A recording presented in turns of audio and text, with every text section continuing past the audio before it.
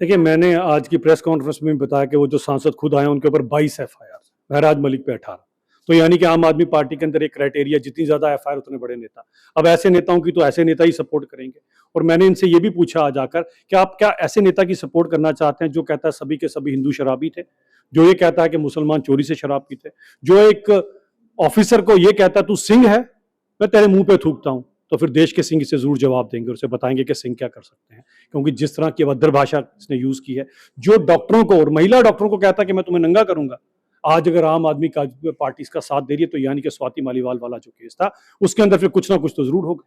क्या यही है आज आम आदमी पार्टी की राजनीति कि आप एक 2 महीने की मासूम बच्ची के शव के ऊपर आप राजनीति कर रहे हो, क्योंकि आपके इसी विधायक के चलते इसने अरेस्ट होने से पहले कहा था चक्का जाम कर दो, सब कुछ बंद कर दो, और वो 2 महीने की मासूम रमेश आज हमारे बीच में नहीं। क्या अरविंद केजरीवाल जी उसके प्राण लौटा सकते हैं? संजय सिंह उसके प्राण लौटा सकता है? या ये आम आदमी पार्टी का आपका महराज मलिक उसके प्राण लौटा सकता है? ये कौन सी ओछी राजनीति आप लोग कर रहे हो? और पूरे देश में आप क्या बताना चाहते हो? सब पूरे देश को ये बताना चाहते हो देश को आम आदमी पार्टी टेररिस्टों के साथ खड़ी है, बुरहान वानी जैसे टेररिस्टों को ग्लोरीफाई कर रहे हो।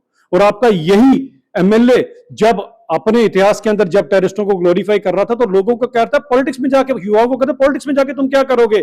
बुरहान वानी बहुत बड़ा नाम था और खुद पॉलिटिक्स के अंदर, खुद पहले डीडीसी शायद और उसके बाद एमएलए बन गया, और युवाओं को कहता है कि तुम बुरहान वानी को रोल मॉडल बनाओ। अगर बुरहान वानी अरविंद केजरीवाल जी का रोल मॉडल है, संजय सिंह जी का अजहर मसूद अगर रोल मॉडल है, तो ऐसे लोगों को मुझे लगता है देश का जो देश है वो जरूर जवाब देगा, और खासकर पंजाब की जनता तो आपको सिचुएशन बनी है, किस तरह से उस पर आप कहेंगे? देखिए, डोडा के अंदर वैसे जो है हमेशा कम्युनल हार्मनी रही है, लेकिन आप इन सब चीजों को धर्म विशेष के साथ, जाति विशेष के साथ, हिंदुओं के ऊपर आप कटाक्ष कर रहे हो, मुसलमानों के ऊपर आप कटाक्ष कर रहे हो, सिंहों के ऊपर आप कटाक्ष कर रहे हो, तो आप ही लोग हो जो डोडा का ताना बाना खराब कर रहे हो। तो इसीलिए मुझे लगता है डोडा के सभी लोगों से मेरी ये अपील है, जरा इनका थोड़ा इतिहास तो स्टडी कीजिए।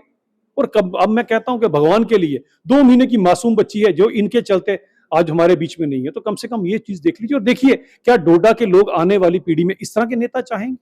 क्या वो चाहेंगे देश को हम इस तरह के नेता दें जो इस तरह की भद्र भाषा यूज करते हैं, जिनके लिए महिलाओं की कोई इज्जत नहीं है, जो धर्म विशेष, जाति विशेष के ऊपर राजनीति करते हैं? ये डोडा के लोगों ने डिसाइड। पिछले कई दिनों से सिर्फ इसी पर जो है वो चर्चा की जा रही, बातचीत की जा रही। जम्मू कश्मीर में और भी कई सारे मसले हैं जिस पर बात करने की जरूरत है। प्राकृतिक आपदा ने लोगों को इतनी परेशानी दी है, लेकिन हर जगह देखा जा रहा है पॉलिटिकल पार्टीज जो है वो अपनी अपनी प्रतिक्रिया सिर्फ केवल इसी विषय पर दे रही है। देखिए, बड़ी बात तो ये बनती थी कि जो यहाँ पर रूलिंग पार्टी है कम से कम वो भी कह देती कि बस छोड़ें, अब इसको हम कुछ और बात करते हैं। वो खुद ही इनके साथ खड़े हो गए हैं। दूसरी भी आप उनके साथ के जो पार्टी हैं, महबूबा मुफ्ती साहिबा, वो भी इनके साथ आपको खड़ी नजर आएंगी। अब थोड़ा सा ये तो सोच लीजिए कि आप राजनीति किसके ऊपर कर रहे हो। और मुझको भी ये लगता है कि कहीं ना कहीं ये जो पॉलिटिकल पार्टीज है इनको पता है कि जो आपदा के अंदर लोगों की मदद तो करनी है, इसीलिए इस मसले को जितना चाहे उतनी ज्यादा तूड़ दो, उतना ज्यादा इसे उठाओ। अब कहीं ना कहीं जब इस तरह की कोई प्रेस कॉन्फ्रेंस करके झूठ बोलेगा तो क्या देश के लोगों को हम बरगलाने दें? हम तो जवाब जरूर देंगे इनको, लेकिन मुझे लगता है कि जो एक रिस्पॉन्सिबिलिटी है वो इन्हीं की बनती है।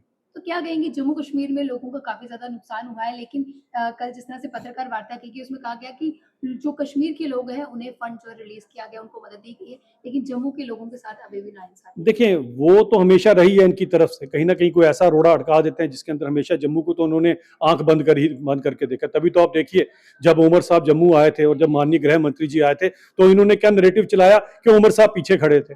अब जरा पूछिए उमर साहब क्यों पीछे खड़े थे? क्योंकि अगर गृह मंत्री जी इनसे पूछ लेते कि उमर साहब बताइए पानी तवी में कहाँ आया, कहाँ गया, तो उमर साहब को पता नहीं होना था।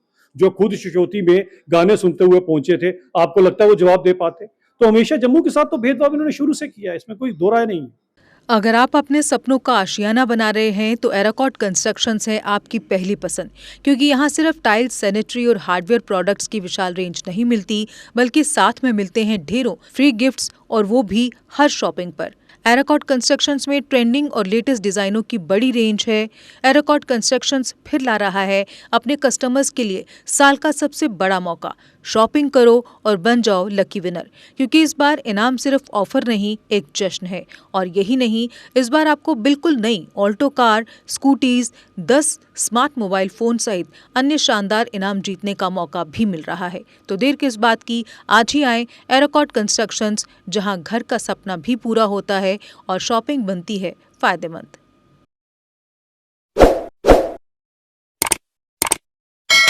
जम्मू कश्मीर की खबरों के लिए जुड़े रहिए GK अपडेट के साथ।